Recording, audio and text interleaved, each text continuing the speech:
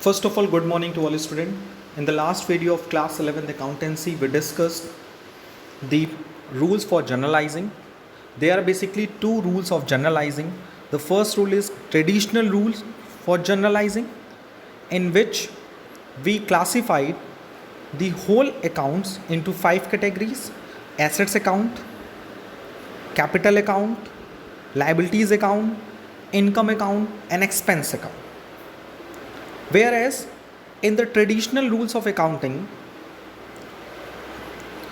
in which we classified the accounts into two categories: the personal account and impersonal account. Impersonal account has two types: real account and nominal account. What is personal account? You know very well. All the accounts which are related to the individual, firm, company or institution are known as personal account. The rule of personal account is debit the receiver and credit the giver. Number second is that types of personal account. There are basically three types of personal account: natural personal account, artificial personal account, and representative personal account.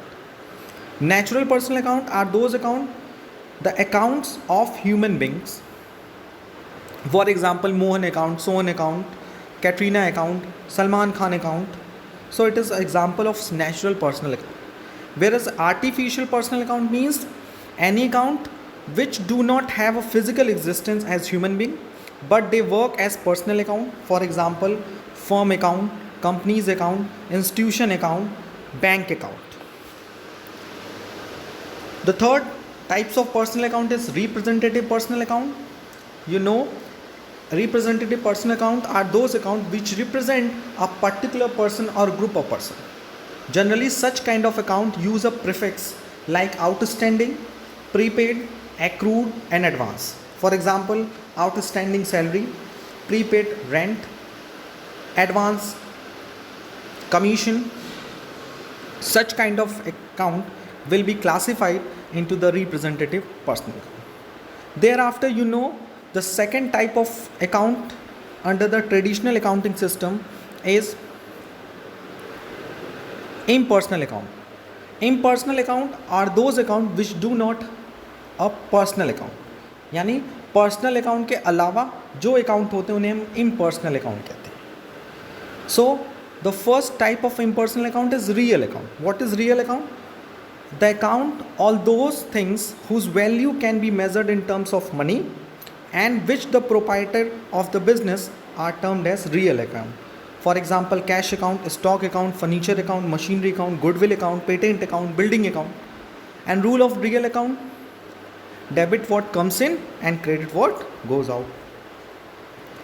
The type of real account, there are basically two types of real account: tangible real account and intangible real account. Tangible account are those accounts which can be touched, felt, measured, purchased and sold. For example, cash, stock, furniture, land and building, machinery, etc. As well as bank account is not a real account, it is a personal account. And on the other hand, intangible real account, all those accounts which cannot be touched but their value can be measured in terms of money, like goodwill, patent, trademark, copyright. And the last type of impersonal account, that is nominal account. Accounts related to the incomes and expense are known as nominal account. For example, purchase, salaries paid, rent paid, discount paid, bad debts. So this is related to the expense and it will be classified as a nominal account. On the other hand, sales, commission received, interest received, discount received are example of income, so they will also be categorized as a nominal account. What is the rule of nominal account? Debit the expenses and credit the incomes. So basically हम लोगों ने कल last के video में traditional rules of generalising पढ़ा था कि जो भी ट्रांजेक्शन इवेंट्स हमारे यहाँ बिजनेस में ऑकर होते हैं उनको हम कैसे रिकॉर्ड कर सकते हैं. तो दे आर बेसिकली दो तरह के रूल हमारे पूरे अकाउंटिंग में इम्प्लीमेंट होते हैं. एक होता है ट्रेडिशनल रूल, एक होता है मॉडर्न रूल. ट्रेडिशनल रूल में आपने देखा कि पूरे अकाउंट को हम लोगों ने दो पार्ट में बांटा, जैसे कि first part is personal account, second part is impersonal account. Personal account में ये बताया गया कि debit the receiver and credit the giver. कोई भी पर्सन, चाहे वो नेचुरल हो, चाहे वो आर्टिफिशियल हो, चाहे रिप्रेजेंटेटिव हो, if they are receive anything so it will be a debited, and if they are give something so it will be a credited. यानी एज अ पर्सन, जो बिजनेस से रिलेटेड पर्सन होगा, चाहे वो natural हो, चाहे वो आर्टिफिशियल हो, चाहे रिप्रेजेंटेटिव हो, अगर वो कोई चीज़ पे कर रहा है so it will be a, because it is a giver so it will be a credit, और अगर वो कोई चीज़ रिसीव करेगा तो उसे हम डेबिट करेंगे। इम्पर्सनल अकाउंट में दो पार्ट में बांटा गया है, real account and nominal account. Real account means accounts related to the assets, यानी अगर एसेट से रिलेटेड अगर हम बात करें तो वो सब हमारे रियल अकाउंट में आते हैं। और you know very well they are basically two types of asset, non current assets and current assets. Non current assets में भी टेंजिबल एंड इंटेंजिबल आता है, तो you know very well real account जो है पूरे एसेट्स को रिप्रेजेंट करता है, चाहे वो नॉन करेंट हो चाहे करेंट हो, बट वो रिप्रेजेंटेटिव अकाउंट को रिप्रेजेंट नहीं करता। ये बात याद रखिएगा, representative account are categorize in the personal account. So real account में कहा गया है एज एन एसेट्स, या तो एसेट्स हम खरीदते हैं या तो बेचते हैं, या तो एसेट्स की वैल्यू इंक्रीज होती है, एप्रिशिएट होती है, या डेप्रिशिएट होती है, या तो हम अपने यहाँ बिजनेस में एसेट्स को इंट्रोड्यूस करते हैं या तो डिस्कार्डेड करते हैं, रिजेक्ट कर देते हैं। सो रियल अकाउंट के साथ सिंपल सा रूल ये है, debit what comes in, credit what goes out. यानी अगर हमारे यहाँ बिजनेस में एसेट्स आती हैं, एप्रिशिएट होती हैं, इंक्रीज होती हैं, परचेज होती हैं, एक्विजिशन होती है, so it will be a debited. If there is an depreciated on the assets, discarded of the assets, so it will be a credit. And the third types of account under the traditional accounting system, which is a nominal account. Nominal account which are basically related to the income and expense, क्योंकि they are basically two aspect of double entry system. Either we are income or gain, either we are a lost or expensed. या तो हम gain करते हैं या तो loss करते हैं, या तो हमें इनकम होती है या तो हम एक्सपेंस पेयर करते हैं। एंड यू आर बेसिकली, आपको एक पूरा क्लियर इन्फॉर्मेशन है कि इनकम क्या होती है, एक्सपेंस क्या होती है। एक्सपेंस क्या होता है, किसी भी फ्यूचर इनकम को अर्न करने के लिए, फ्यूचर में कैश के इनफ्लो के लिए हम प्रेजेंट में जो भी बियर करते हैं, जो भी सेक्रीफाइस करते हैं, दैट इज़ एन एक्सपेंस। जैसे अगर हम बात करें कि सपोज वी आर पे अ रेंट, वी आर पे a salary for the employees, तो हम क्यों पे कर रहे हैं, ताकि वो नेक्स्ट मंथ हमारे यहाँ वर्क करें। आपके घर में मेड आती है तो मम्मी उनको सैलरी प्रोवाइड करती हैं। सैलरी क्यों देती हैं, ताकि वो हमें लगातार अपनी बेनिफिट्स देते रहें। इनकम क्या होती है, अब आपके पेरेंट्स भी कहीं वर्क करते हैं तो they are working for the, तो कुछ ना कुछ करने के बदले जो भी हमें मिलता है दैट इज़ द इनकम। जैसे अगर बिजनेस में हम कहें तो गुड्स को सेल करने पे, सर्विस को प्रोवाइड करने से हमें जो भी रेवेन्यूज़ होती हैं which are known as the income. अब रही बात गेन ऑन प्रॉफिट की या लॉसेस की, तो लॉस क्या होता है कि गेन का मतलब होता है इंसिडेंटल चीज़ें। जैसे बिजनेस के पास एसेट्स है 10,000 रुपीज़ की, उसको बेचा 15,000 रुपये मिल गया, तो 5,000 रुपये मेरे पास क्या हो गई, गेन हो गई। प्रॉफिट क्या होती है, इनकम माइनस एक्सपेंस। जैसे हम लोग घर के वर्ड में बोल सकते हैं सेविंग्स। घर में पापा पेरेंट्स इनकम जनरेट करते हैं, मेहनत करते हैं, पैसा कमाते हैं, और आपकी पढ़ाई पे, घर को चलाने में कुछ पैसे एक्सपेंस भी करते हैं। तो income minus expense, it is a profit of the business, profit of the family. And gain means incidental incomes, और जो कि इंसिडेंटली वे में हो जाती है। जैसे suppose we purchase a speaker for ₹5,000 and after 2 years its market value becomes a 3,000, but we sold this speaker after 2 years at 3,500, so we got a 500 rupees as a gain। 3,500 रुपये में बेचा, 3,000 रुपये market price की value का, सो हमें क्या हो गया, गेन हो गया। तो nominal account deals with the income, expense, profit and loss. And how it will be a suggested, so how it will be taken a transaction into books of account। So all the expenses and losses should be debited, and all the incomes, gain and profit should be credited. Suppose salary दिया, so salary should be debited. If you are receive a discount from the wholesaler, so you should credit the discount because discount is treated as an income. So depend करता है कि जो आपको income हुई है और expense हुई है उसको आपको फर्स्ट ऑफ ऑल रिकॉग्नाइज करना पड़ेगा, एंड देयर आफ्टर उसे अपने बुक्स ऑफ अकाउंट में रिकॉर्ड करना पड़ेगा. Okay, now we will move to the additional topic of this chapter. मैं इसको पहले नए चैप्टर को स्टार्ट करने से पहले आपको एक बार थोड़ा सा हिंट भी दे देता हूँ. शायद आपने पढ़ा भी होगा स्टार्टिंग में, ये थोड़ा सा गैप मिले हमको, थोड़ा सा स्पेस मिले. हाँ, स्पेस मिला हमको. ये देखिए जैसे स्पेस, इसलिए मैं खोज रहा था. You know, in the traditional accounting we classify, sorry, in the modern accounting, जो इससे पहले वाला मैंने रूल बताया था, उसमें अकाउंट्स को 5 हेड में डिवाइड किया गया था. Capital, liabilities, assets, income and expense. आपके इजी समझने के लिए कैपिटल का रूल ये था कि कैपिटल इंक्रीज होगी तो क्रेडिट, डिक्रीज होगी तो डेबिट. लायबिलिटीज़ में भी यही था, अगर इंक्रीज होगा तो क्रेडिट, डिक्रीज होगा तो डेबिट. एसेट्स में क्या था, इंक्रीज होगा तो डेबिट, डिक्रीज होगा तो क्रेडिट.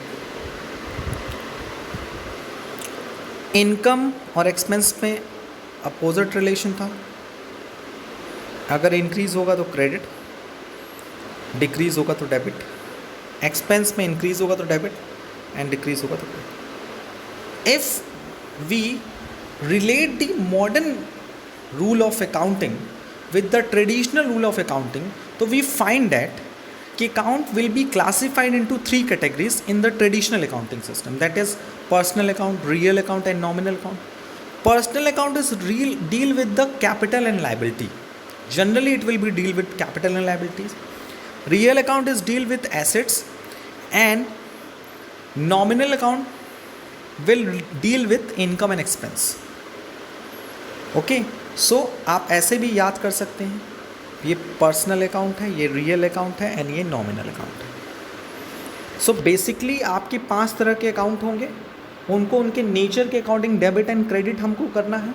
और आप दूसरा रूल भी अपने दिमाग में रख सकते हैं कि capital and liabilities related to the personal account, and personal में आपको पता ही है कि जो देता है उसको हम क्या करते हैं, गिवर को क्रेडिट, और जो पाता है उसको क्या करते हैं, डेबिट. तो देखिए इसमें कैपिटल में भी है कि कैपिटल अगर लगाएगा पार्टनर तो कैपिटल को क्या करेंगे, क्रेडिट करेंगे. अगर कोई लायबिलिटी देगा, मतलब अगर हमें कोई पैसा दे रहा है तो ये मेरे लिए लायबिलिटी तो है उसके ऊपर. अगर कोई मुझे देगा तभी तो वो मेरी लायबिलिटी है.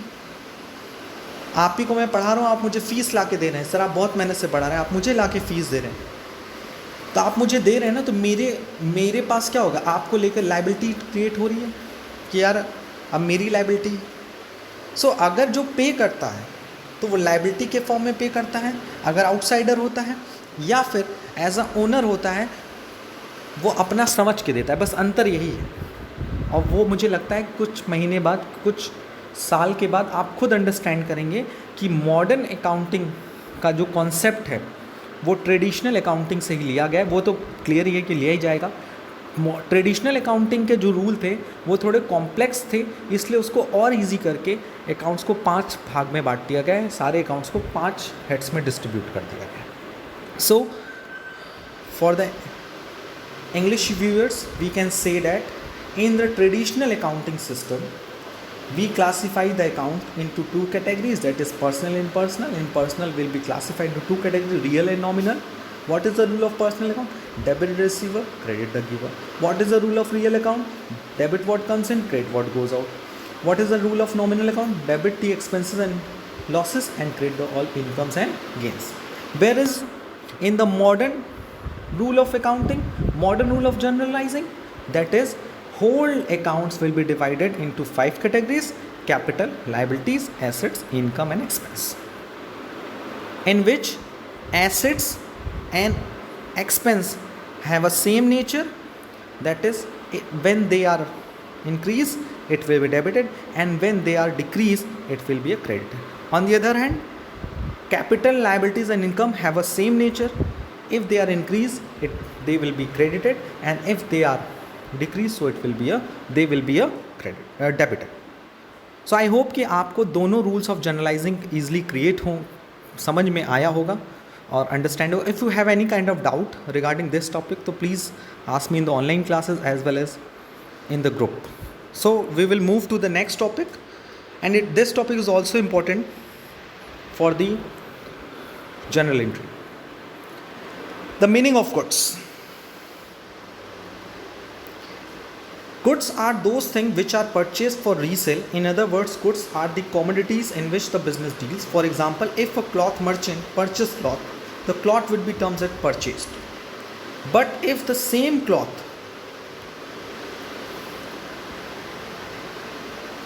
purchase some furniture, say chair and sofa set for the sitting of customer, the furniture so purchase will not be termed as purchase, but will be an assets of his business, and in this case furniture account will be debited instead of purchase account.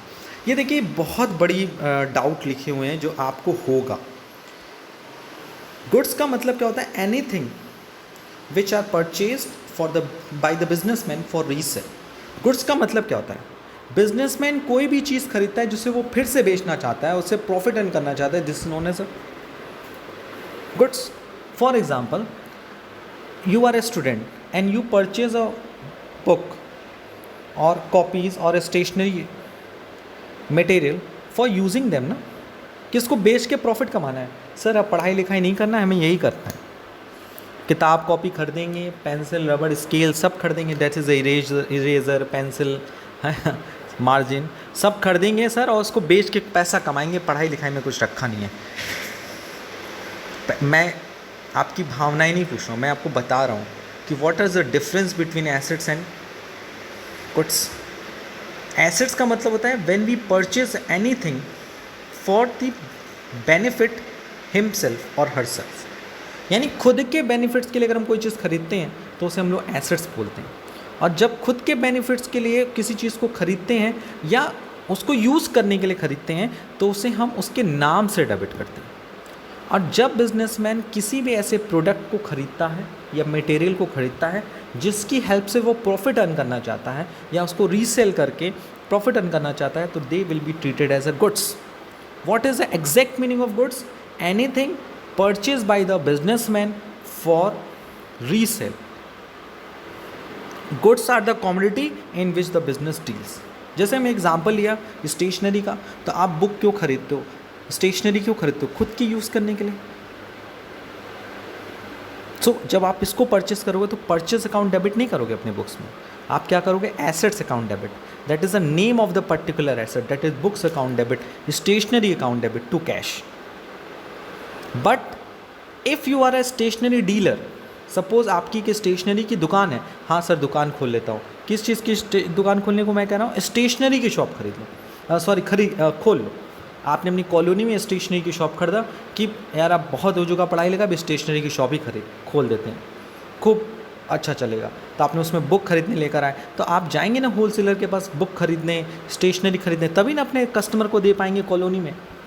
हाँ sir ये तो है. तो जब आप अपने wholesaler से stationery book या कॉपी खरीद के लेकर आएंगे, then what entry you will pass the entry purchase account debit to cash, because you purchase a particular book and stationery for the resale, not for the using himself. आप खुद के प्रयोग के लिए, खुद के यूज़ के लिए उसको नहीं खरीद रहे हैं, आप उसको खरीद रहे हैं ताकि आप उसको बेच के प्रॉफिट कमा सकें. तो ये बात अपने दिमाग में रख लीजिए कि if you purchase anything for using himself, so it will be treated as assets and his particular name account should be debited. But when you purchase anything for resale, for earning profit, so the purchase account should be debited. जैसे इसमें एक example भी दिया है कि cloth merchant ने cloth खरीदा, तो क्लॉथ मर्चेंट का काम ही क्या है? क्लॉथ खरीद के क्लॉथ बेचना.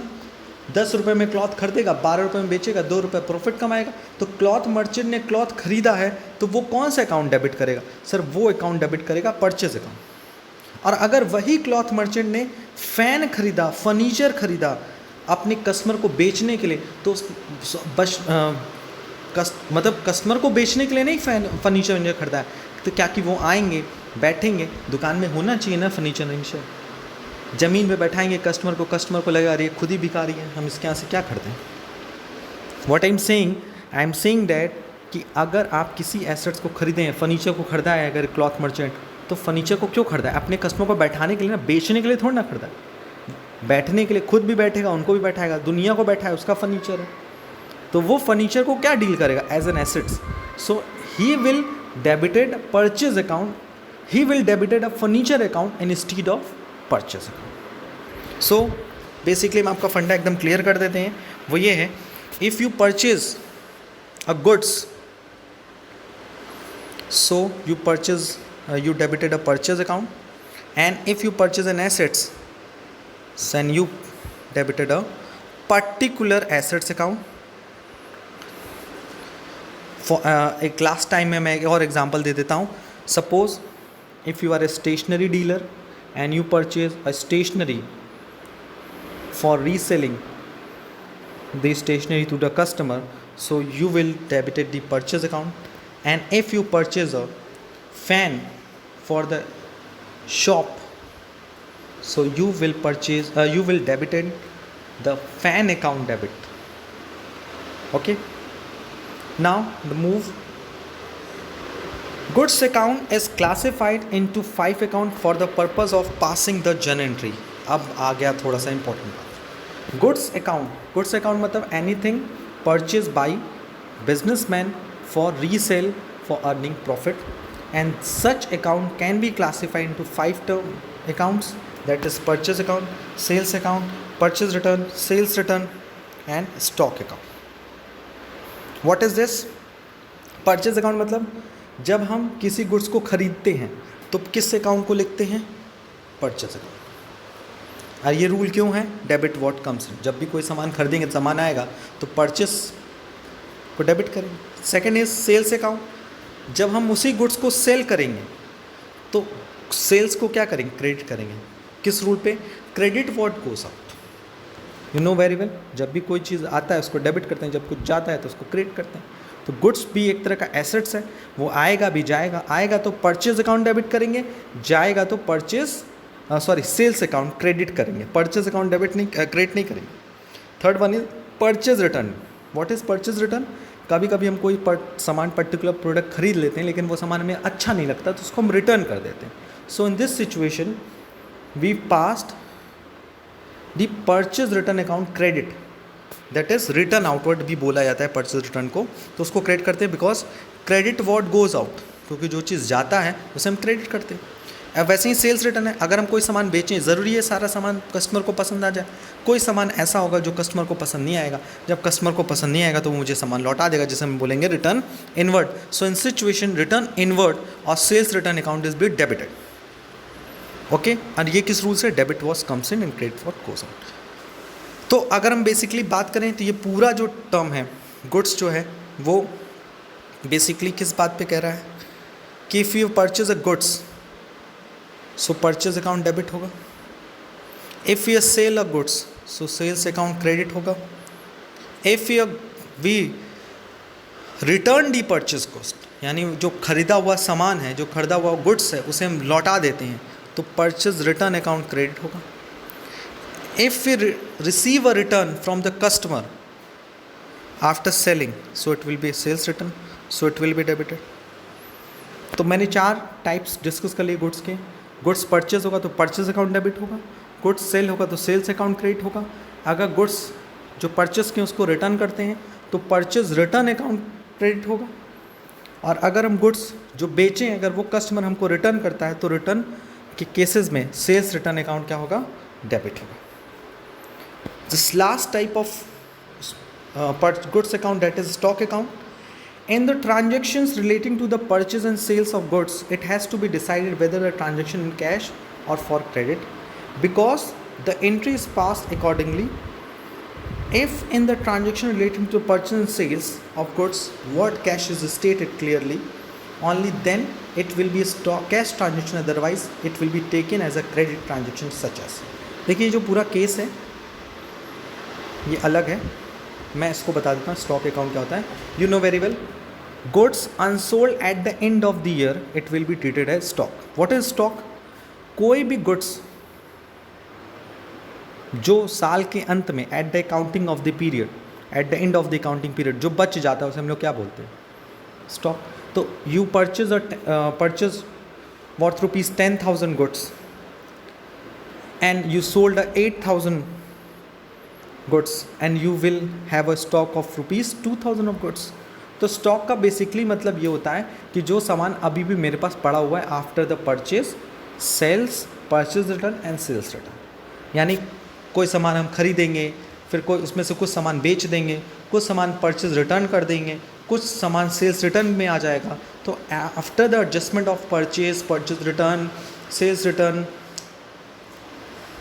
Sales, we find out the stock at the end of the particular year. So what is the meaning of stock? You know very well, goods unsold at the end of the accounting period, it will be known as stock.